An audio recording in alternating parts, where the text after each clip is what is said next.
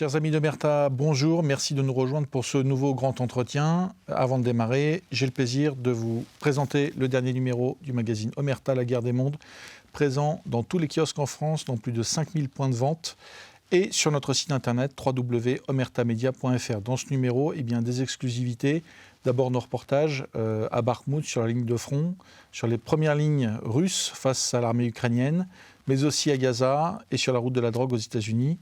Deux contenus exclusifs aussi. D'abord l'analyse magistrale, l'analyse géopolitique de l'ancien Premier ministre François Fillon et l'interview exclusive de Viktor Medvedchuk, l'opposant numéro 1 à Volodymyr Zelensky, emprisonné pendant plus de 2 ans et échangé contre plus de 250 prisonniers du bataillon Azov. Pour ce nouveau grand entretien, j'ai le plaisir de recevoir aujourd'hui Pierre Conessa, géopolitologue, ancien haut fonctionnaire, spécialiste des questions de défense, des questions internationales, qui est l'auteur d'un dernier livre, État des lieux du salafisme en France, du séparatisme au terrorisme, aux éditions L'Aube, et réalisateur avec notre journaliste Aïcha Missi d'un documentaire « Comment vendre la guerre, le complexe militaro-intellectuel » que vous pouvez retrouver sur notre application mobile et sur notre site internet www.omertamedia.fr.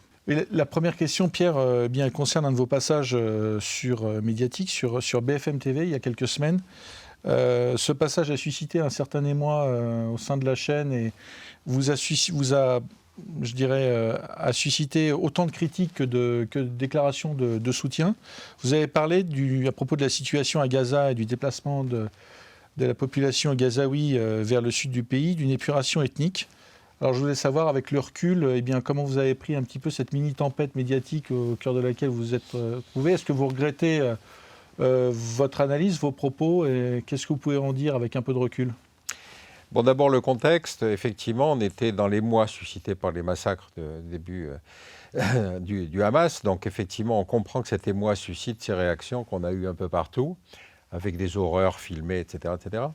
Mais en même temps, je disais deux choses. Je disais, rappelez-vous que le début de la guerre d'Algérie, la guerre d'indépendance, commence par des massacres à Constantine, à Kolo, etc., avec exactement les mêmes scènes. Et à l'époque, toute la société française, y compris la classe politique, disait on ne négocie pas avec ces gens, ce sont des terroristes. Il a fallu 8 ans de guerre pour aboutir à la conclusion qu'il y avait une légitimité dans la révolte, même si les formes étaient critiquables. Donc ce que je disais, c'était faites attention, effectivement, Gaza est une espèce de ghetto à ciel ouvert. Et donc, quand vous tapez sur la tête de gens du ghetto, ils finissent par se révolter. Et je prenais comme exemple le ghetto de Varsovie. Et on m'a dit, mais c'est pas pareil. Israël est une démocratie. Le ghetto de Varsovie, c'était les nazis. Je dis, oui, mais pour les victimes, ça ne fait pas une très grande différence. Et vous voyez, dès qu'on fait ce genre de comparaison, c'est-à-dire qu'on relativise l'émoi, automatiquement, là où c'est notre fonction, de dire effectivement, ne nous emballons pas, on était effectivement dans quelque chose qui choquait. Deuxième remarque, je constatais que Netanyahou donnait instruction à 1 million de Gazaouis de se déplacer vers le sud, soi-disant pour les préserver. Or, Gaza, c'est la taille du territoire de Belfort, et si on dit à Belfort, il y a 30 000 personnes. À Gaza, il y a 1 200 000 personnes. Vous voyez qu'il y a une densité qui est un peu différente. Donc, dire à 1 million de personnes de se déplacer, c'est pas négligeable. J'ai appelé ça épuration ethnique. Et alors, la fin de l'histoire est encore plus cocasse, parce que tous les gens qui étaient en plateau m'ont dit « Mais non, c'est pas pareil, on ne peut pas comparer, etc. » Et ils sont tous venus après me dire « Oui, mais tu as raison, mais on ne peut pas le dire. » Donc c'est tout. Moi, je représente personne que moi. Je suis ni musulman, ni juif, ni chrétien, ni rien du tout. Donc j'estime que ma fonction d'intellectuel, c'est justement de dire parfois des choses qui sont désagréables à entendre. Bon, si ça suscite des réactions, tant pis. Alors il y a un certain nombre de réactions ou de critiques vis-à-vis de ces médias un peu mainstream qu'on accuse d'avoir été, que beaucoup accusent d'avoir été, rapides et radicaux, à juste titre, dans la dénonciation des bombardements russes en Ukraine, et de l'être un peu moins en ce qui concerne les bombardements de l'armée israélienne sur la bande de Gaza. C'est quelque chose qui de toute façon, dans chaque cas a sa spécificité. C'est-à-dire qu'on ne peut pas simplement comparer les méthodes. Il faut aussi essayer de comprendre la logique de chacun des conflits. Bon. Donc sur le cas, effectivement, de Gaza, on reparlera, si vous voulez, 2 minutes après de l'Ukraine, mais sur le cas de Gaza, on voit bien qu'effectivement le Hamas est un parti radical. Bon, ils ont gagné les élections, mais ensuite ils se sont confortés pour surtout éviter de... Mais ils ont en face d'eux un autre radical qui est Netanyahou. Et quand on sait que ce qui se passe en Cisjordanie, c'est-à-dire que des colons juifs radicaux viennent s'implanter, créer des colonies sauvages protégées par l'armée avec des routes interdites aux Palestiniens, on se dit, mais qu'est-ce qu'ils ont fait à Gaza pour que Gaza se révolte et que la Cisjordanie ne se révolte pas? Mais la Cisjordanie va se révolter. Donc il faut se rendre compte qu'on a deux radicalismes face à face et que ma fonction, c'est de le dire. Ce n'est pas de dire, il y en a certains qui sont moins radicaux que d'autres. Netanyahou continue aujourd'hui une politique quasiment d'extermination, puisque l'Égypte a fermé la frontière. Donc les types sont acculés dans le sud de Gaza. Des bombardements. En 48 heures, il y a eu 400 frappes aériennes sur Gaza. Vous imaginez 400 frappes aériennes sur le territoire de Belfort? Il ne resterait plus rien. Donc quand on fait cette relativité des choses, on sort de l'idée de la victimisation. Les Palestiniens n'ont aucune responsabilité dans la Shoah, il faut peut-être le rappeler quand même. Donc, vous savez, Chalian a une phrase que je trouve très, très juste, il dit la capacité des anciennes victimes à devenir des bourreaux laisse bien augurer de l'avenir de l'espèce. On est dans cette situation. Si vous dites à Israël que c'est devenu des bourreaux, il vous dit mais c'est scandaleux, pensez à notre histoire. C'est vrai. Et en même temps, ça ne change pas que aujourd'hui, Netanyahou se comporte à Gaza d'une manière inadmissible. Simplement, aujourd'hui, tout le monde le reconnaît. À l'époque où j'ai dit cette phrase, j'ai choqué, mais cela dit, j'étais que simplement un petit peu en avance de phase. Vous pensez que vous qui mettez de la complexité et du recul dans l'analyse, en fait, vous faites vraiment de l'analyse, est-ce que vous pensez qu'il y a encore de la place dans les médias mainstream pour une approche comme la vôtre, où c'est devenu, ça tend à s'aseptiser, en fait, par exemple, vous êtes de moins en moins invité, peut-être, ou... Écoutez, il s'est passé quelque chose dans le domaine médiatique qui est extrêmement important à comprendre, qui trouve son origine dans la guerre du Golfe. Pourquoi je remonte si loin? Parce que c'est la première guerre post-guerre froide, et c'est une guerre annoncée. On laisse 6 mois à Saddam Hussein pour quitter le Koweït. Donc, toutes les chaînes de télé de la planète viennent s'installer en Arabie Saoudite, et on attend le début du match. Bon. En plus, on présente l'armée irakienne comme la 4e armée du monde quand même. Donc ça annonçait un match sérieux. 35 pays dans la coalition contre l'armée irakienne. Or, la guerre ne dure que 120 heures, c'est-à-dire moins de 5 jours. Alors, il y a tromperie sur la marchandise. On attendait un grand spectacle. Et rappelez-vous que ce sont les États du Golfe qui demandent à la coalition de ne pas franchir la limite du Koweït, de ne pas poursuivre Saddam Hussein. Bon. Donc, cette guerre-là, moi je me souviens, je rentrais chez moi à midi parce qu'il y avait la CNN et la 5, et donc je voulais savoir s'il y avait des informations. Il n'y avait pas d'informations, mais déjà on commençait à créer de l'information, puisqu'il fallait justifier que cette guerre annonçait d'aller se dérouler. Bon. Donc à partir de ce moment-là, commencent à se développer des chaînes d'infos en continu, et on en a 4 aujourd'hui en France, et cette chaîne d'infos en continu, c'est tous les jours, vous devez avoir des informations sur quelque chose. Des fois, on me téléphone en disant « Est-ce que vous voulez venir dans le journal pour 1 minute et demie pour nous parler de telle crise ?» Je dis non, c'est pas possible. Il ne faut pas prendre les gens pour des imbéciles. On ne va pas leur résumer en 1 minute et demie, sauf à leur dire la superficialité des choses, en leur disant oui, il y a eu un incident à tel endroit, mais c'est tout. Donc, ce processus d'acquisition de l'information, qui est un peu concomitante aussi du développement d'Internet, fait que vous avez des chaînes qui sont sur Internet, auxquelles les gens vont se référer, et qui vont faire perdre du crédit à ces chaînes d'infos en continu, qui sont pourtant la façade, si vous voulez, visible. Il y a une chaîne, par exemple, que vous connaissez peut-être, qui s'appelle Thinkerview.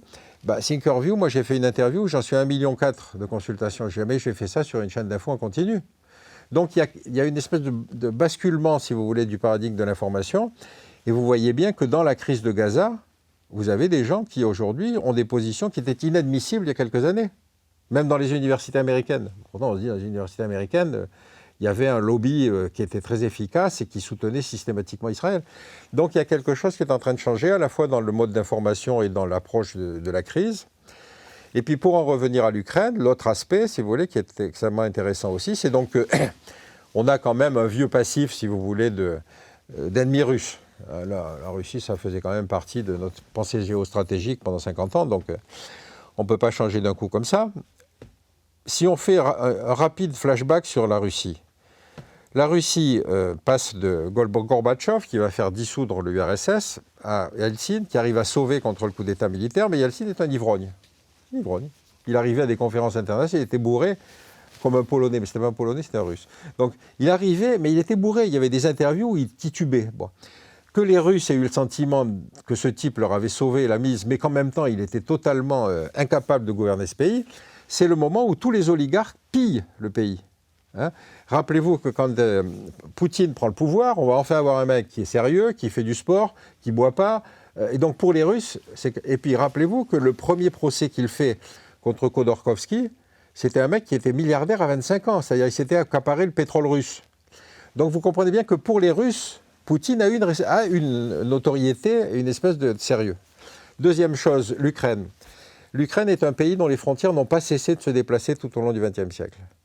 Quand il y a le pacte germano-soviétique, là, si le pays est coupé en deux, c'est pas grave. Mais quand il y a ensuite l'arrivée de l'armée rouge, l'Ukraine ripe, si vous voulez, vers l'ouest et va intégrer une partie de la Pologne. Et puis, évidemment, le découpage fait par le camarade Staline, qui avait qu'un seul souci, c'est on fait des États fédérés, mais à condition quand même que la Russie puisse intervenir. Donc, on ne fait aucun État homogène. Aucun. Bon. Et donc, il met un petit morceau de Russe dans l'Est, il met des Polonais dans l'Ouest, etc. Le problème, c'est quand l'URSS explose et que ces entités doivent vivre avec, les Russes, qui étaient les anciens dominateurs qui se retrouvent dans l'Est du pays, qui se voient imposer l'ukrainien comme langue officielle, première mesure après la révolution de Maïdan, ils ne sont pas contents. Et avant que l'armée russe n'intervienne, il y avait donc un conflit dans l'Est, dont on ne parlait pas, mais où il y avait eu quand même déjà 14 000 morts. Donc imaginez un pays qui est une ancienne puissance, qui considère que 14 000 de ses concitoyens sont massacrés. J'en connais pas beaucoup qui n'interviendraient pas dans ce genre de circonstances. Mais évidemment, c'était les Russes. Donc à partir de ce moment-là, si c'est intervention, alors on est dans quelque chose qui est extrêmement intéressant, c'est la contradiction des principes du droit international. Respect de l'intégrité territoriale des États, mais droit des peuples à disposer d'eux-mêmes.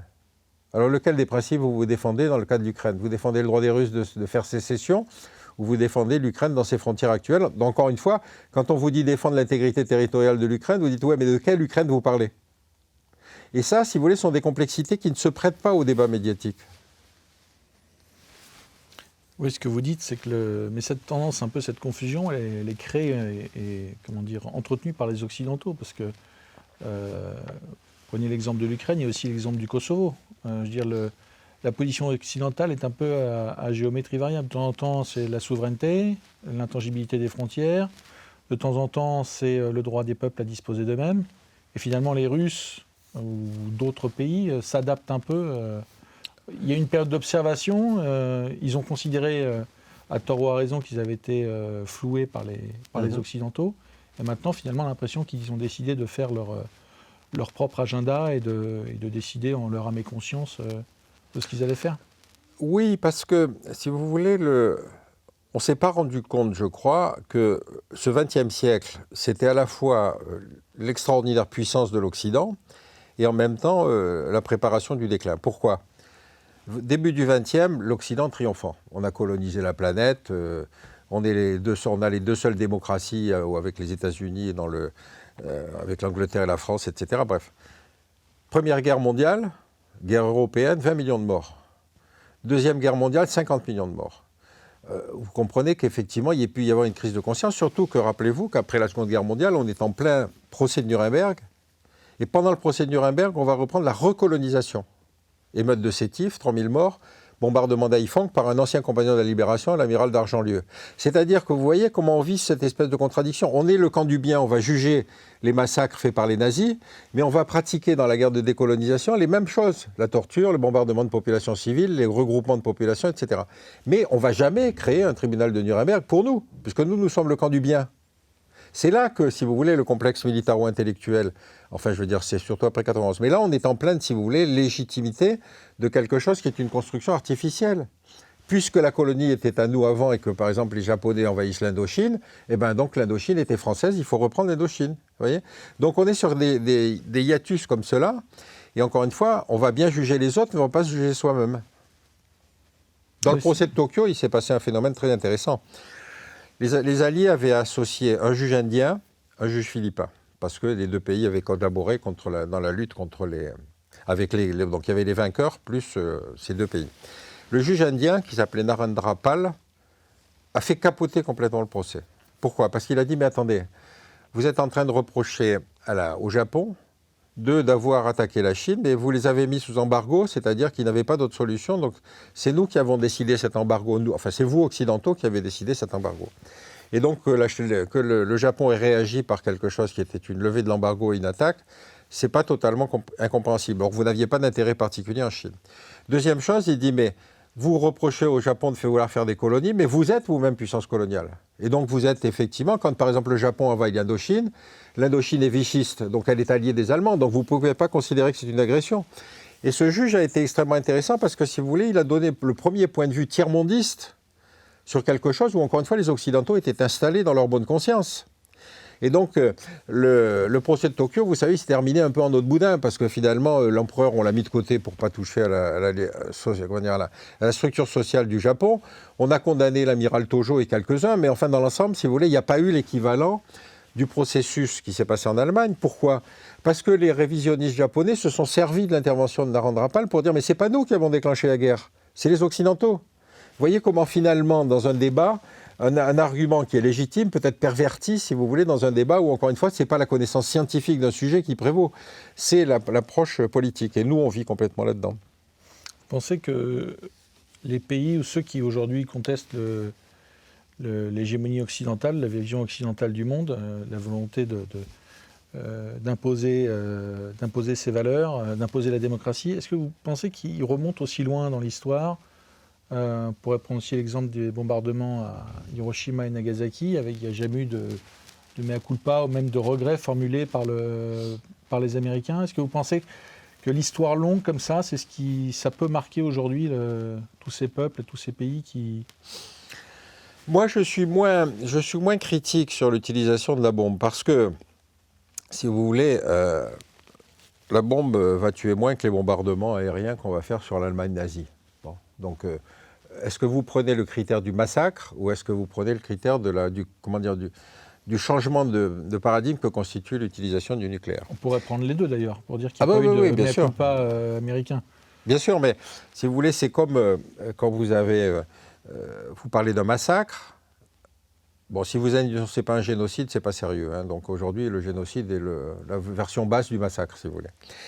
Mais quand vous dites qu'il y a un génocide, vous dites l'Inde a été occupée par les musulmans. Le BJP au pouvoir considère qu'il y a eu 200 millions de musulmans qui ont été massacrés par les 5 siècles d'occupation musulmane. Bon. Mais l'Inde a survécu. Tandis qu'il y a des populations africaines qui ont été purement et simplement exterminées. Et donc vous dites, mais quel est l'acte le plus grave ? C'est l'extermination complète d'une population ou c'est le fait qu'il y a une quantité ? Bon, donc vous voyez déjà comment vous posez le paradigme dans des termes différents. Et donc on est sur quelque chose, si vous voulez, où les Occidentaux, pleins de cette bonne conscience, ont considéré que, mais avec raison, la bataille d'Iwo Jima, qui a précédé le bombardement, était une bataille absolument indispensable puisque c'était celle qui permettait ensuite aux bombardiers à long rayon d'action de bombarder le Japon, chose qui n'était pas possible étant donné l'extension géographique de la conquête japonaise. Et donc, à partir de ce moment-là, ils savent que la bataille a été terrible. Et donc, ils se disent, mais s'il y a débarquement au Japon, on est sûr de perdre pratiquement 1 million d'hommes. Je ne connais pas un seul gouvernement qui aurait hésité. Pas un seul. En se disant, c'est 1 million de mes mecs contre ce qui va se passer là-bas, dont on ne connaissait pas l'efficacité. Hein, bon. Et donc, on est sur quelque chose, si vous voulez, où remettre un critère hors contexte me paraît toujours un peu préjudiciable. Alors, effectivement, après... La première bombe, Hiroshima. La deuxième, c'est Nagasaki. Pourquoi ils choisissent Nagasaki ? Parce que c'est une ville qui, justement, n'était pas une ville d'industrie de défense, etc. C'est-à-dire, c'est un massacre pur. Bon. Si vous gardez la comparaison, nous, alliés, on a décidé le bombardement de Dresde, qui était une ville qui n'était pas une ville industrielle, mais qui était simplement la provocation d'une espèce d'effroi. C'est-à-dire démontrer aux Allemands que leur pays n'était plus à l'abri et que n'importe quelle ville pouvait être rasée. Bon, je ne sais plus quel est le chiffre pour Dresde, mais je crois qu'on est dans les mêmes proportions. Donc ce n'est pas l'arme atomique, c'est la façon dont une guerre est conduite. Et ça, moi, je suis un peu en mal de juger, quoi. Je ne suis pas BHL, je ne suis pas là pour dire ce qui est bien et ce qui est mal. Alors justement, on parle de guerre. Aujourd'hui, on est à quelques jours des 2 ans du déclenchement de la guerre en Ukraine par Vladimir Poutine. Quel bilan vous tirez de ces 2 ans de guerre et peut-être quelle prospective vous pouvez en faire pour les mois à venir ? Je ne sais pas, c'est extrêmement difficile parce qu'effectivement, on a vécu avec une espèce d'image de l'ours russe qui était très impressionnante tout le XXe siècle. Hein. Rappelez-vous, en 14, l'ours russe devait intervenir et puis en fait il s'écroule, la révolution de 17, etc. Ensuite, pendant toute la guerre froide, c'est l'armée rouge qui va déferler dans les plaines d'Europe centrale avec des milliers de tanks, etc. Bon. La première intervention réelle extérieure, c'est l'Afghanistan. L'Afghanistan, il y avait peu de gens qui allaient à l'époque en Afghanistan, mais il y en a un en particulier qui était Olivier Roy, qui connaissait bien l'Afghanistan, et qui allait en Afghanistan, occupation soviétique, et qui disait, mais c'est extraordinaire, les types ne sortent pas de leur base, la logistique ne fonctionne pas, ils ne reçoivent pas de nourriture, etc. Ils en arrivaient à piller de la farine dans des villages qu'ils occupaient. Donc ce n'était pas l'image de l'armée rouge, cette grosse mécanique parfaitement huilée qui allait envahir, ils disaient, mais c'est une armée qui ne marche pas. Mais vous êtes en pleine guerre froide. Un type qui vient vous dire, attendez, votre ennemi n'est pas... C'est un épouvantail. Ah non, non, attendez, vous êtes en train de détruire tout le complexe militaro-industriel, là, si vous dites des choses pareilles. Bon. Or, c'est ce qu'on a constaté. D'abord que, effectivement, l'armée rouge n'était pas ce monstre qu'on croyait. Et alors, en plus, moi, il y a quelque chose que j'aime beaucoup citer aussi, c'est quand on me dit quelle est la plus grande armée du monde, je leur dis, c'est les Afghans. Parce qu'ils ont gonflé les Anglais à l'époque impériale, ils ont gonflé les Russes à l'époque soviétique, et ils ont gonflé les Américains, qui sont quand même restés 20 ans, deux fois plus que les Russes, et ils ont été obligés de partir. Alors comment vous classez une armée? En fonction de son objectif, ou en fonction de ce nombre d'avions, de son nombre de canons, etc. Vous voyez, cette construction, c'est une construction de la rationalité par rapport à des situations qu'on n'analyse pas. Donc c'est rigolo de penser que ce sont les Afghans qui ont la meilleure armée du monde, non? Vous ne trouvez pas? Et au bout du compte, vous remarquez que c'est les talibans qui reviennent. C'est-à-dire tout ce qu'on a fonctionné en disant la libération de la femme.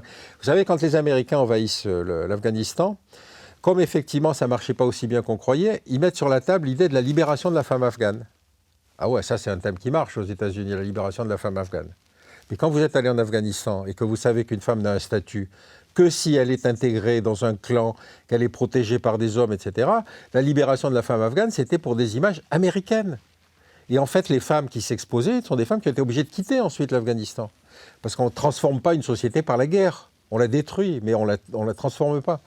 Et donc, si vous voulez, cette thématique, si vous voulez, quand on a besoin de redonner une nouvelle virginité à des interventions extérieures, on invente des trucs pareils. Alors, vous êtes le réalisateur avec Aïcha Missi d'un documentaire « Comment vendre la guerre, le complexe militaro-intellectuel » disponible sur notre plateforme mobile et sur notre site internet www.omertamedia.fr. Est-ce que vous pourriez rappeler pour les auditeurs qui ne le connaîtraient pas encore, quel est ce concept de complexe militaro-intellectuel ? Si vous voulez, il se passe après 91 une transformation évidemment stratégique fondamentale qui est la disparition de l'ennemi principal qui avait structuré toute notre logique, qui avait structuré toute la construction du complexe militaro-industriel, puisqu'il y avait une espèce de course aux armements. Bon. Mais à partir du moment où l'ennemi principal disparaît, vous avez environ 400 crises à la surface de la planète, donc c'est open bar. La question, c'est de savoir quelle crise on va considérer comme grave et quelle crise n'est pas grave. Bon. Et c'est là qu'apparaissent, si vous voulez, ces gens que j'ai appelés le complexe militaro-intellectuel, c'est-à-dire des gens qui vont venir sur les plateaux télé dans ces fameuses chaînes d'infos en continu qui fleurissent à ce moment-là, pour expliquer que telle crise est importante, parce qu'ils en viennent, parce qu'ils connaissent les gentils et les méchants, parce qu'il y a un massacre, de préférence un génocide, encore une fois, le terme est préférable si vous voulez déclencher. Et en général, le discours se termine par « on ne peut pas ne pas ». On ne peut pas ne pas intervenir, on ne peut pas ne pas sauver les victimes, etc. Et effectivement, cette sociologie est très intéressante, parce que vous avez tout à la fois des intellectuels médiatiques, vous avez des humanitaires, vous avez des journalistes, vous avez des gens, si vous voulez, qui constituent toute cette strate qu'on voit apparaître sur les plateaux télé, qui vous disent la crise importante, c'est celle-là, et il faut absolument faire quelque chose. Aujourd'hui, la crise la plus meurtrière, c'est le Congo, l'ancien ex-Congo belge. On en est à 20 millions de morts, mais enfin, qui a envie de s'occuper du Congo belge? Vous voyez, on n'a pas de propagandiste du Congo belge, parce que c'est une crise compliquée, que c'est une guerre interclanique, intertribale, etc. Donc, vous voyez, on est capable de négliger complètement une crise particulièrement grave sur le plan humanitaire. Par contre, si on peut en trouver une qui soit à notre main, etc., qui soit gérable, etc., ça, on va effectivement... Regardez le cas de la Somalie. La Somalie, c'était une crise sans enjeu stratégique, à vocation totalement humanitaire. Vous envoyez des soldats pour faire de l'humanitaire. Ce n'est pas leur mission principale. Et donc, ils vont aller débarquer en Somalie pour aller sauver les convois qui sont pillés par les chefs de guerre. Ouais, c'est scandaleux, c'est inadmissible. Il y a une famine, etc. Broman, à l'époque, patron de MSF, disait « Mais mes équipes sur place disent que ce ne sont pas des voleurs, les types qui attaquent les caravanes. Ce sont des chefs de clan qui estiment que leur clan est mal servi. Et donc, ils ne revendent pas, ils distribuent. » Donc ça veut dire que si on augmente la quantité, on peut réduire la conflictualité. Et donc il va essayer de plaider ça à Bruxelles, à New York, etc. Mais pendant qu'il est là-bas, c'est Kouchner, lui-même ancien humanitaire devenu ministre, qui va aider à la préparation de la guerre. voyez comment on change de casquette.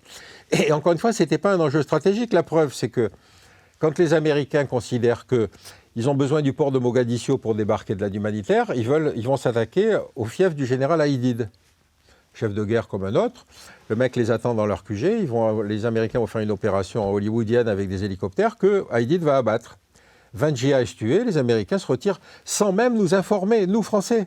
Ils se retirent en disant « mais ces mecs-là ne justifient pas que 20 djihadistes meurent ». Vous voyez la futilité de la décision par rapport à la décision première qui était « on va sauver du monde ». Et aujourd'hui, les Américains n'ont jamais voulu revenir en Afrique, ils ne sont pas voulu revenir au Rwanda, etc. Donc il faut comprendre le mécanisme décisionnel ici. C'est ça enfin ici, dans les capitales occidentales. Mais Kouchner en Somalie ou BHL en ex-Yougoslavie, il y a malgré tout un objectif très politique, très géopolitique derrière, puisque cette décennie 90, on voit bien que l'idée derrière ces voyages, ces articles, etc., cette présence médiatique, c'est d'expliquer que les Occidentaux, et en particulier les Américains, doivent être les gendarmes du monde. C'est le début aussi du concept de guerre préventive. Et c'est quelque chose de très politique. C'est pas juste... Il y a un sens qui est très lourd derrière ces démarches. Oui, mais parce que, si vous voulez, l'ivresse de la guerre du Golfe a fait qu'on était convaincus qu'on avait les moyens militaires de participer, de devenir les gendarmes de la planète. Alors chacun des degrés divers, mais enfin, on a quand même dans l'ensemble essayé, d'abord la Yougoslavie, ça nous concernait, nous Européens, au premier titre, au premier chef. Alors, j'en ai discuté avec Védrine, parce que j'étais fasciné par l'idée que Mitterrand avait beaucoup hésité à intervenir en Yougoslavie. Et en fait... Védrine expliquait, parce qu'il discutait avec Mitterrand à l'époque, il disait, mais Mitterrand avait une vision historique de la chose. C'est-à-dire, il disait, quel est le risque le plus grave? C'est l'éclatement de la fédération titiste.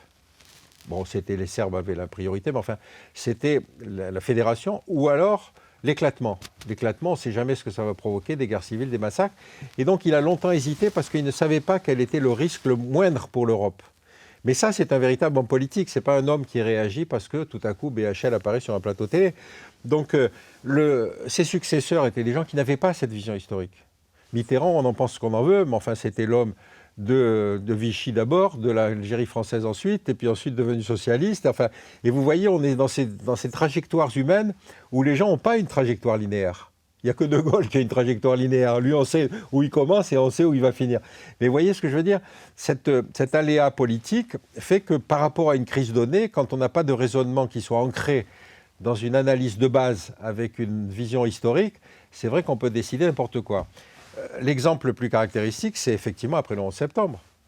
Le 11 septembre, vous avez 15 Saoudiens sur 19 dans les avions qui vont détruire les Twin Towers, et George Bush, poussé par les néo-évangéliques et par les néo-radicaux, va décider l'Iran, l'Irak et la Corée du Nord. Vous voyez la tête des Nord-Coréens quand ils ont appris qu'ils étaient l'axe du mal. Donc on est sur quelque chose qui était complètement construit. Pour l'Irak, rappelez-vous cette pantomime où vous avez Colin Powell avec sa petite fiole qui va venir expliquer qu'il a les preuves des armes de destruction massive. Or, s'il s'est laissé convaincre, soit il y avait du poison dans la fiole dans ce cas-là, s'il l'avait laissé tomber, ça aurait été rigolo, mais il n'y avait rien. Mais c'est donc qu'il s'est laissé convaincre par un de ses proches. Et pourquoi il a été convaincu par un de ses proches? Parce qu'il était le candidat le plus mieux placé pour contester George Bush. Donc c'est une mécanique interne au Parti républicain. Et le type va ensuite disparaître. Il est tellement déconsidéré après ça. Et donc vous voyez comment finalement la connaissance de la crise importe moins parfois que les mécanismes décisionnels et les rivalités qui sont ici. Et moi c'est ça qui m'intéresse. Parce qu'encore une fois j'y ai participé. Donc j'ai tendance à considérer que, si vous voulez, les motivations... Regardez quand par exemple Chirac décide de ne pas aller en Irak. Chirac, c'était le seul qui avait fait la guerre d'Algérie. Enfin, le seul. Il a été de la génération qui avait fait la guerre d'Algérie. Il se disputait des fois avec Jox, parce que Jox aussi avait fait la guerre d'Algérie. Donc, ils avaient une vision de ce qu'est la guerre. Ses successeurs, quand il décide, si vous voulez, de ne pas aller en Irak, il sait qu'il prend une décision très grave. Mais il connaît le Moyen-Orient. C'est un homme qui aimait beaucoup voyager, rencontrer les gens. Rappelez-vous cette scène à Jérusalem, où quand il se balade dans le quartier palestinien, vous avez les forces de sécurité israéliennes qui l'entourent. Il leur dit « Qu'est-ce que vous voulez? Vous voulez que je m'en aille ?» Et d'un seul coup, si vous voulez, il montre l'intérêt qu'il a pour les populations. Bon. Il sait que la destruction de l'Irak va être un drame. Et il va connaître la crise, le discours de Villepin à l'ONU, etc., etc. Mais ses successeurs vont se précipiter pour prendre la roue des Américains. Et donc, vous avez dit, mais c'est incroyable qu'il n'ait pas senti l'importance qu'avait cette décision. Hollande était président du Conseil général de la Corrèze, ça l'avait préparé aux grandes affaires internationales, comme vous l'imaginez. Sarkozy, pareil, il avait été aux États-Unis, mais c'est tout. Mais on a des générations de dirigeants qui ne connaissent pas le monde. George Bush était allé, le fils était allé au Mexique quand il avait fini ses études. Pour diriger le monde, ce n'est pas vraiment la meilleure des préparations. Donc on est dans quelque chose, si vous voulez, où il y a un problème de relève générationnelle, de formation des élites. Prenons le cas français. Quand vous faites classe prépa, Normal Sup, ENA, Sciences Po, ENA, Grand Corps, cabinet, vous avez un produit formaté qui en 10 ans n'a fait que des études. Et puis ensuite, on va lui demander de gouverner un pays qu'il ne connaît pas, la France, et un monde où il n'a jamais mis les pieds. Vous voyez ce que je veux dire? Ça vous donne des gens qui pensent qu'effectivement, comme ils sont labellisés par le système scolaire, qui est en fait un produit de transformation, le produit de la formation scolaire, ils ne connaissent pas les choses sur lesquelles ils vont travailler. Et donc, on va décider en toute bonne conscience, puisqu'on sait qu'on est labellisé, on sait qu'on est bon, on sait qu'on est gentil, on sait qu'on est le bien. Et ça, moi j'avais dit qu'à la sortie de toutes les grandes écoles en France, les gens devraient avoir une année sabbatique. Une année sabbatique, vous leur dites, vous faites ce que vous voulez. De l'humanitaire, vous traversez la planète, vous travaillez dans une usine, vous faites ce que vous voulez. Mais, nom de Dieu, qu'ils comprennent ce que c'est que le monde. Pas la théorie que leur apprend l'école. Non, je n'ai pas réussi. Ce complexe militaro-intellectuel aux États-Unis, on comprend bien que finalement il sert en grande partie les intérêts américains, la géopolitique américaine. Pour ce qui est du complexe militaro-intellectuel français, les BHL et consorts, on a l'impression que c'est un peu le service après-vente des Américains.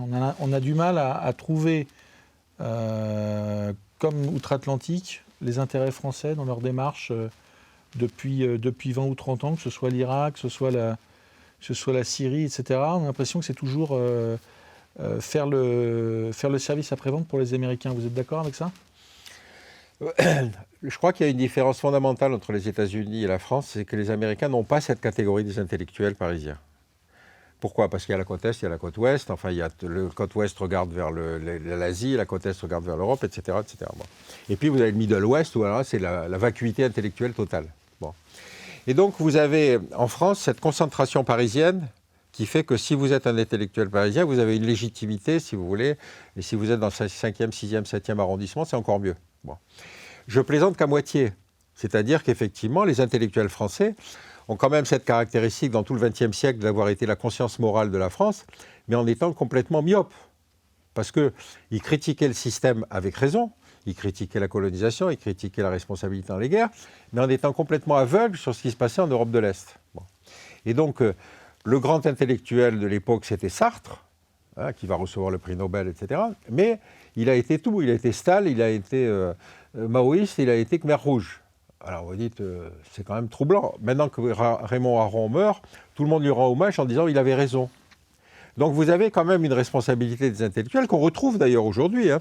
C'est-à-dire ces intellectuels qui aujourd'hui vont pousser à la guerre, ce que j'ai appelé le complexe militaro-intellectuel, à la différence de Régis Debray ou à la différence de Malraux, ils ne vont pas faire la guerre eux-mêmes. Ils disent non, il faut envoyer des troupes. Et l'argumentaire, c'est on ne peut pas ne pas. C'est-à-dire on renvoie à votre conscience morale en disant comment allez-vous laisser faire ce massacre?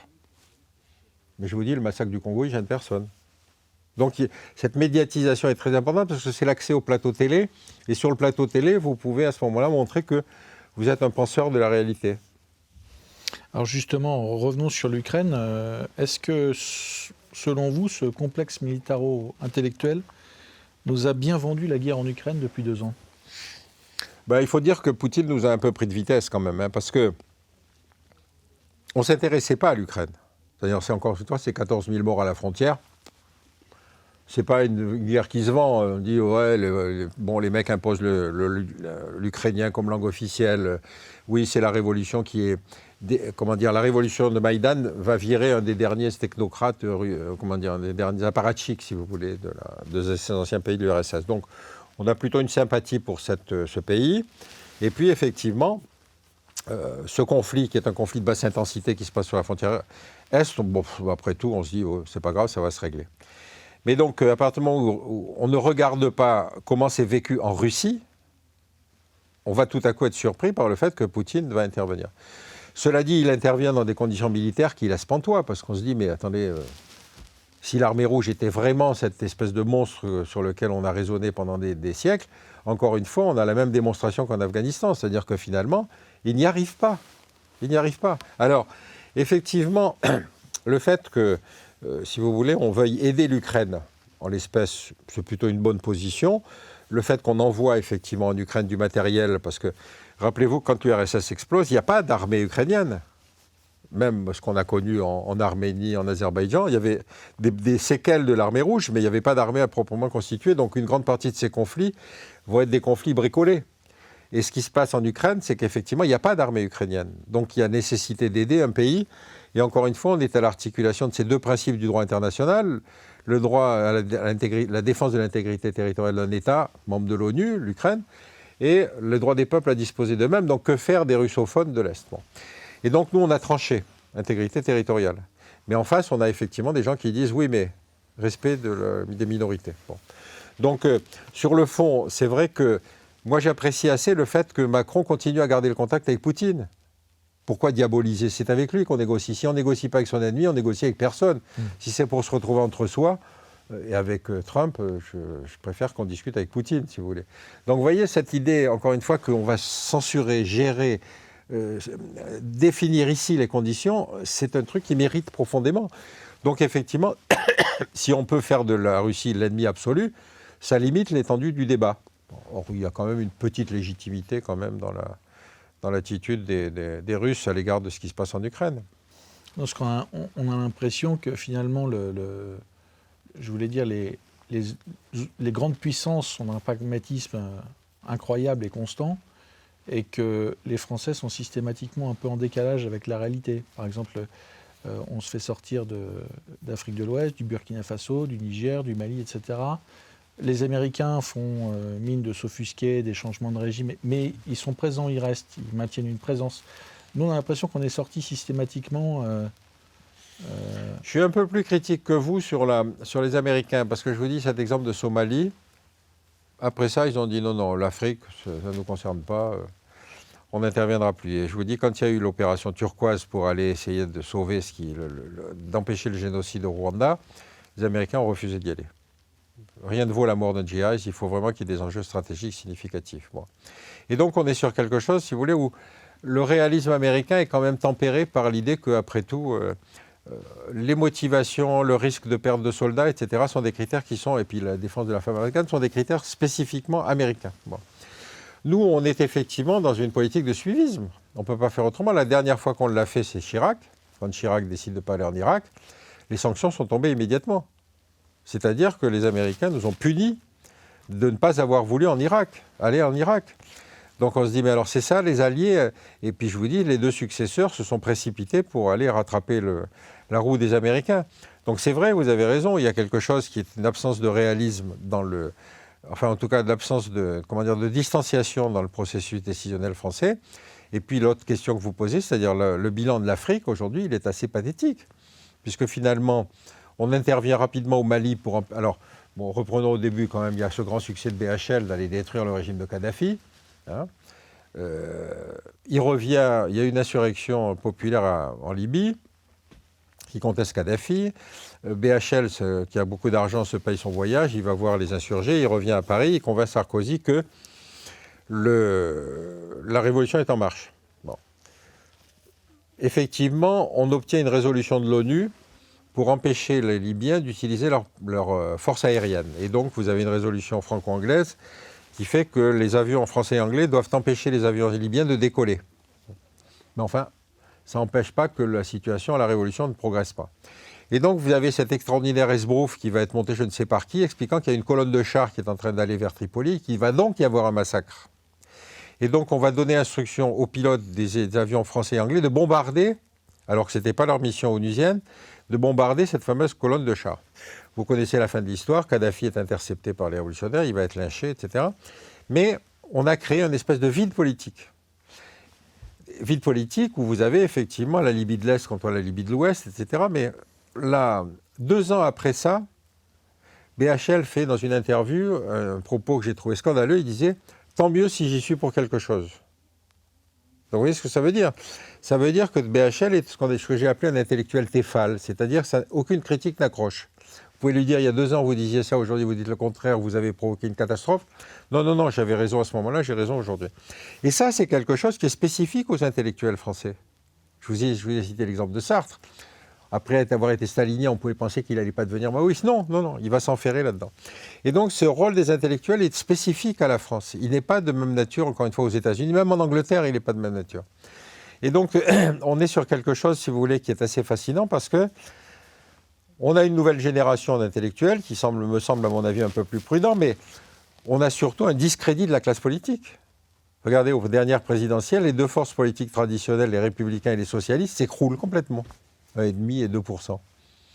Donc il y a une espèce de discrédit de la classe politique qui, encore une fois, redonne de vie à ces intellectuels, mais ce n'est pas pour autant qu'on va rentrer dans une politique indépendante, d'une espèce d'examen du monde, si vous voulez, en considérant qu'on a des intérêts propres, etc. etc. Et donc, aujourd'hui, effectivement, on est dans la crise en Afrique, où vous avez les pays pour lesquels on est intervenu pour empêcher la progression des salafistes, qui nous demandent de partir.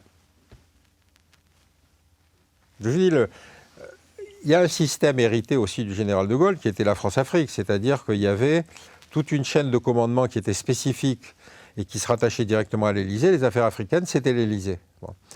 Le bras armé, c'était les anciennes forces coloniales devenues troupes de marine, et donc c'était leur chose. Bon.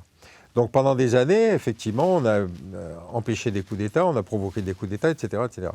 Mais quand ce système est en crise, il va se battre jusqu'au bout pour essayer de maintenir son truc. Et donc, il ne va pas se demander quelle est l'analyse locale, c'est comment est-ce que se conservent les positions à Paris. Voilà, donc c'est ça qui m'intéresse. Mais je crois que malheureusement, la réalité du terrain prouve que ça n'a pas marché. Alors, je l'ai dit tout à l'heure, vous êtes l'auteur d'un dernier ouvrage, État des lieux du salafisme en France, du séparatisme au terrorisme, aux éditions L'Aube.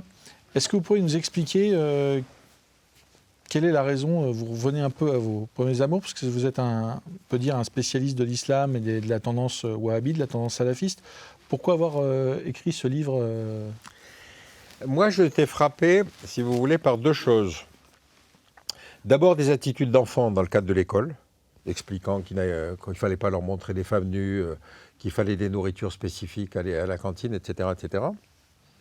Juste un petit flashback. La France est le pays qui a la plus grosse communauté musulmane, la plus grosse communauté juive, la plus grosse communauté chinoise, la plus grosse communauté arménienne, la plus grosse communauté vietnamienne, la plus grosse communauté africaine des pays de l'Union européenne. Or, nous n'avons des problèmes qu'avec une partie de la communauté musulmane. Oui, donc moi j'ai été frappé par ces choses-là, c'est-à-dire qu'il y a un séparatisme qui est essentiellement dans une partie de la communauté musulmane. Une partie, je dis bien une partie, parce que l'intégration de Français de culture musulmane, elle est silencieuse. Les gens ne vont pas sortir leur carte en disant « je suis musulman et je suis français ». Bon. J'ai vécu un épisode que je cite souvent parce que je le trouve très intéressant. Je travaillais avec une jeune chercheuse qui avait un nom maghrébin. Et comme moi, je suis né en Algérie, j'ai dit « d'où est originaire votre famille ?» Elle me dit « si j'avais été un nom juif, vous m'auriez posé la question ?» J'étais mouché parce qu'elle me faisait remarquer que je continuais à regarder, si vous voulez, à lui poser une question sur la spécificité de son nom, de son origine, etc. Bon. Et donc c'est vrai qu'à chaque fois qu'il y a un attentat, on va se tourner vers cette communauté musulmane en disant « mais vous êtes musulman, qu'est-ce que vous en pensez ?» Quand les types vous disent « mais non, je suis français ». Vous voyez qu'on a ce hiatus. Bon. Et donc on est dans quelque chose, si vous voulez, où ce discours de la victimisation porté par une partie de la communauté musulmane est un discours qui a prise dans une civilisation, la civilisation occidentale, qui a reconnu ses responsabilités dans le XXe siècle. Donc l'écho, si vous voulez, d'un discours de la victimisation a rencontre plus d'écho ici qu'aux États-Unis. Aux États-Unis, ils ont réussi à massacrer les Indiens, ils en ont fait une épopée cinématographique. Vous voyez que le rapport avec le massacre n'est pas tout à fait le même. Et donc on est sur quelque chose, si vous voulez, qui est spécifique aux pays occidentaux, surtout les anciens pays colonisés, qui ont reconnu leurs responsabilités, bref. Et donc, après ça, vous avez un discours de la victimisation qui fait que si vous vous faites reconnaître comme victime, ben vous avez un droit à réparation. On l'a reconnu pour les Juifs après la Shoah, et puis progressivement, on l'a reconnu aux pays colonisés avec les guerres d'indépendance, et puis après, c'est devenu un fractionnement sociologique, les LGBTQ, c'est-à-dire qu'aujourd'hui, vous avez une rubrique ouverte qui s'appelle le plus. Donc si vous arrivez à trouver un animal transgenre opprimé, si vous voulez, vous pouvez créer une sous-catégorie pour les animaux transgenres méprisés. Non, il y a quelque chose qui me fascine. Par exemple, les Q sont ceux qui considèrent qu'ils ne sont ni hommes ni femmes. Est-ce que c'est un problème politique ? Je n'ai pas tendance à le penser. Je veux dire, c'est leur problème. Qu'est-ce qu'il faut faire? Il faut faire une troisième version de chiottes qui soit réservée au cul? Non, c'est pas... Vous voyez ce que je veux dire? Cette logique de la victimisation est tellement dynamique et on lui prête une oreille tellement attentive qu'on se dit, mais attendez, il y a des problèmes qui me semblent plus importants que cela. Donc effectivement, l'homosexualité, ça fait longtemps que ça n'est plus réprimé. Le transgenre, ça concerne combien de personnes? Je ne sais pas, mais enfin bon... on est sur des problèmes qui sont surdimensionnés par rapport à la réalité, des problèmes sociopolitiques internationaux et des problèmes géopolitiques. Donc voilà, j'ai peut-être une vision de vieux con, si vous voulez, mais je suis bien installé dedans. Alors, quel est le curseur du séparatisme? Parce que finalement, il y a une partie de la communauté musulmane, comme une partie de la communauté chrétienne, catholique, etc., qui rejette, qui conteste un peu cet élan progressiste. Vous parliez des LGBTQ+, etc. Est-ce que ça en fait forcément des séparatistes des Non, moi je ne parle puissance? que du séparatisme musulman. Encore une fois, parce que j'ai fait ce listing, les Arméniens ne demandent pas un statut particulier, avec des lois particulières, avec des règles particulières. Les Chinois non plus.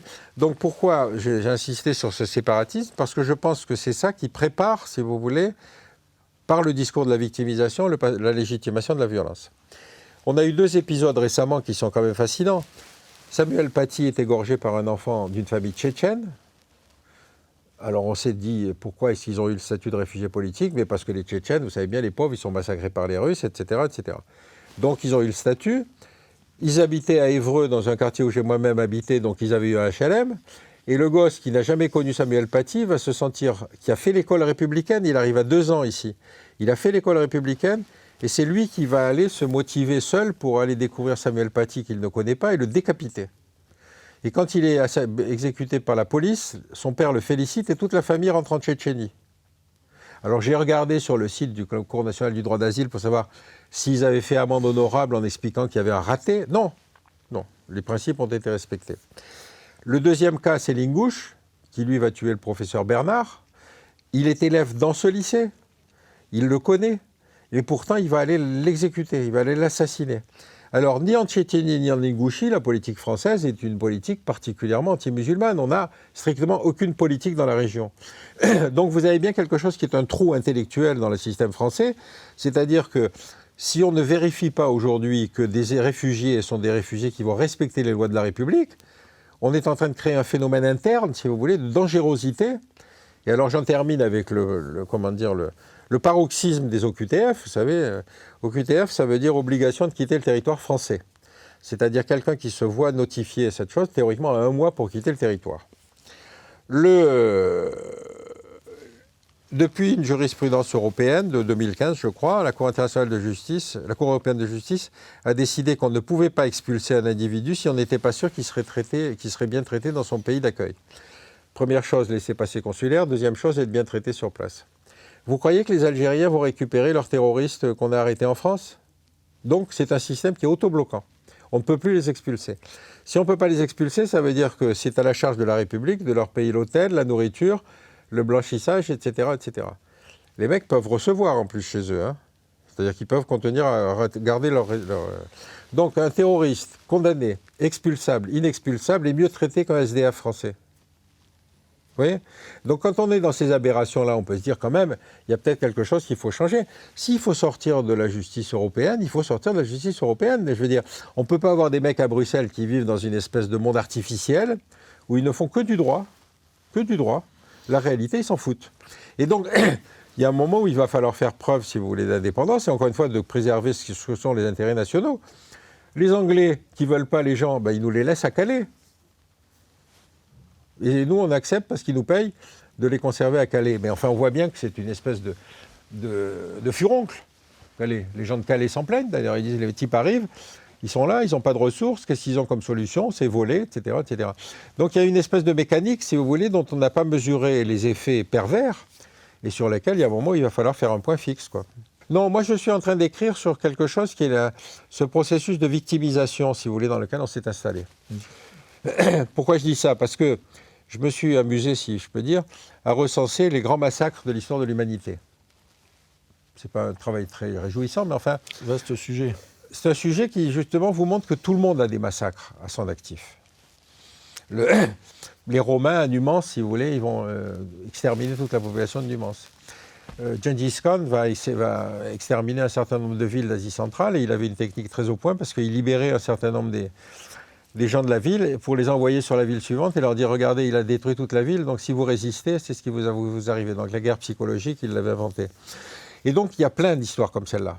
Les Arabes ont fait exactement pareil dans toutes les conquêtes qu'ils ont faites. Donc pourquoi je dis ça? Parce qu'encore une fois, nous sommes la seule civilisation à avoir accepté de reconnaître cette culpabilité. Et ça, c'est quand même fascinant, parce que le discours des salafistes, qui sont quand même les grands démocrates que vous connaissez, ils considèrent qu'ils sont maltraités ici. Donc, est-ce qu'on est prêt à faire de l'islamo-gauchisme? C'est-à-dire, oui, les pauvres, ils sont malheureux, il faut les comprendre. Non, non. Il y a des conditions de vie ici qu'il faut accepter. Si vous avez des enfants qui commencent à contester le prof, et qui commencent à discuter, si vous voulez, sur... je crois que c'était Régis qui me racontait qu'effectivement, il y avait de la communauté tchétchène de Paris ou de France qui disait mais oui, il n'aurait jamais dû le décapiter. Il pouvait le gifler à la rigueur, Samuel Paty, mais il ne fallait pas le décapiter. Vous vous rendez compte à quelle logique on est arrivé? On est descendu. On est descendu dans un truc où on considère pas les limites normales. On accueille des gens qui, à la limite, considèrent normal de gifler un prof d'un enfant de 12 ans. Donc, je ne sais pas, j'insiste sur le fait que je suis maintenant devenu un vieux con. Et donc, comment dire, le doute devient quand même quelque chose d'essentiel dans un monde où effectivement on était trop, comment dire, enrobé dans nos principes. La réalité d'abord, les principes ensuite. Vladimir Poutine est mis au banc de l'humanité par les pays occidentaux, pas par le reste du monde, enfin par une partie du reste du monde, mais par les occidentaux, il est mis au banc de l'humanité. Il y a un mandat d'arrêt international contre lui. Si la Russie soit gagne cette guerre, soit vient à négocier avec les Américains parce que Trump gagne l'élection présidentielle et qu'il souhaite régler le problème ukrainien,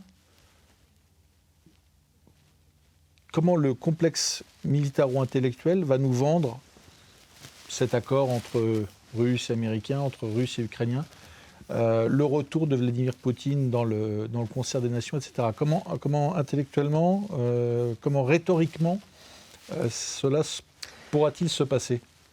Je crois que le danger principal, c'est un retour au pouvoir de Trump. C'est celui-là qui est l'imprévision absolue. Quand il fait sa première campagne électorale, il dénonce l'Arabie Saoudite comme force du mal. Le premier voyage officiel qu'il fait, c'est en Arabie Saoudite. Bon. Quand vous avez un personnage comme celui-là, et qu'en face, vous avez un personnage structuré qui est Poutine, qu'est-ce que vous pouvez dire de ce qui va se passer demain? Est-ce qu'on va vers un accord? Est-ce qu'on va vers une augmentation de la belligérance? J'en sais strictement rien. Et c'est vrai que vous avez raison, les Occidentaux, enfin les Européens, n'ont pas d'existence intellectuelle. Ils sont dans quelque chose qui est soit du suivisme par les Anglais, absolu, soit effectivement dans des vieilles traditions gaulliennes, mais qu'on a du mal à régénérer, si vous voulez, en France. En Allemagne, en pleine crise, politique, la coalition ne marche pas, etc. Donc c'est vrai qu'on est dans une espèce d'ectoplasme qui s'appelle l'Europe, qui n'est pas capable, si vous voulez, de se penser avec ses intérêts propres. Et rappelez-vous que même quand on intervient en Yougoslavie, c'était pourtant un conflit de basse intensité, il a fallu avoir les Américains pour le bombardement sur Belgrade, pour que le problème du Kosovo soit réglé. Donc c'est vrai que l'Europe est restée dans une espèce de vision irénique du monde où on croit que les principes l'emportent sur la réalité. Je ne sais pas si l'Europe est prête à faire cette autocritique et se doter d'une pensée stratégique, se doter d'une force militaire, se doter de tas de choses comme ça qui sont aujourd'hui très loin de l'horizon, quoi. Et vous avez raison, c'est assez dramatique. Tout le monde n'est pas gaulliste en Europe, quoi. Et si demain Poutine signe un accord avec les Américains, avec les Ukrainiens, comment les intellectuels de plateau, etc., vont pouvoir expliquer qu'après avoir dit pendant 2 ans qu'il était recherché par la justice internationale, qu'il y avait des crimes qui avaient été commis à Boutcha, etc., à Izium, comment est-ce qu'ils vont pouvoir expliquer aux Français que, effectivement, la paix est une bonne chose et que... Mais c'est-à-dire que, encore une fois, convaincre l'opinion occidentale, les moyens en exigent. Je peux vous donner un argumentaire. Convaincre l'opinion mondiale, c'est autre chose. Regardez la saisine de la Cour internationale de justice par l'Afrique du Sud, à propos de Gaza. l'Afrique du Sud, c'est un exemple extraordinaire, puisque c'est le seul pays qui a réussi à sa décolonisation grâce à un leader extraordinaire, qui était Nelson Mandela, qui dit on ne peut pas se priver des cadres blancs en Afrique du Sud. Et c'est donc le seul pays en Afrique du Sud, en Afrique, qui aujourd'hui survit, se développe, fait un taux de croissance, etc. Donc quand c'est un pays comme ça qui saisit la Cour internationale de justice à propos de Gaza, on ne va pas lui dire que c'est une dictature, que c'est un pays raciste, que c'est ci, ça. Et donc la puissance morale qu'a l'Afrique du Sud dans cette saisine de la CIJ est extrêmement importante. Parce qu'effectivement, c'est un pays qui a réussi sa décolonisation, où il y a eu l'apartheid. On était dans quelque chose qui est incroyable, l'apartheid. C'était vraiment légiférer la séparation des Noirs, des Blancs, les mariages interdits, etc. Or, ce pays se sort de cet effroyable régime par la paix. Bon. Et donc, quand les Sud-Africains saisissent la Cour internationale de justice, ils ont une espèce d'expérience et de prestige qui se dit qu'on pourrait faire 2 États. Ce qu'ils disent avec Gaza, c'est qu'ils disent on ne peut pas laisser continuer ce massacre et on ne peut pas laisser continuer ce qui se passe en Cisjordanie. Donc ils ont une puissance morale qui est au moins aussi importante que celle des Juifs. Et c'est ça qui est fondamentalement le changement. C'est-à-dire que les Occidentaux n'ont jamais été capables de prendre cette distance et de faire que la Cour internationale de justice se prenne cette position. Parce que, effectivement, on se dit non mais attention, Israël, c'est nous, la Shoah, les massacres, l'antisémitisme, etc. Allez expliquer l'antisémitisme aux Sud-Africains. Ils disent non, attendez, nous on s'en fout de l'antisémitisme. Nous, notre régime, on a fait cette transformation et on estime qu'on peut coexister. Or, ce n'est pas la position de Netanyahou, ce n'est pas la position du Hamas. Donc cette puissance morale, si vous voulez, encore une fois, c'est l'apparition de cette force tierce qui va se structurer aujourd'hui avec ces pays qui ne sont plus occidentaux, qui vont voir siéger autour d'une même table la Chine, la Russie, les pays d'Afrique, etc., mais qui excluent les Occidentaux. Cette exclusion des Occidentaux, c'est arrêter de nous donner des leçons de morale. Il y a des sujets sur lesquels vous êtes incapables d'avoir des positions solides, indépendantes, etc. Donc c'est vrai sur l'Ukraine, c'est vrai sur Gaza, c'est vrai sur d'autres crises, si vous voulez. On se fait virer d'Afrique. Donc je pense qu'il serait temps de se réunir, de se mettre autour d'une table entre nous, pour essayer de se dire qu'est-ce qu'on a raté. Pierre Conesa, merci. Chers amis, n'oubliez pas de nous soutenir en likant, commentant, partageant cette vidéo. Je vous dis à très bientôt. Merci beaucoup.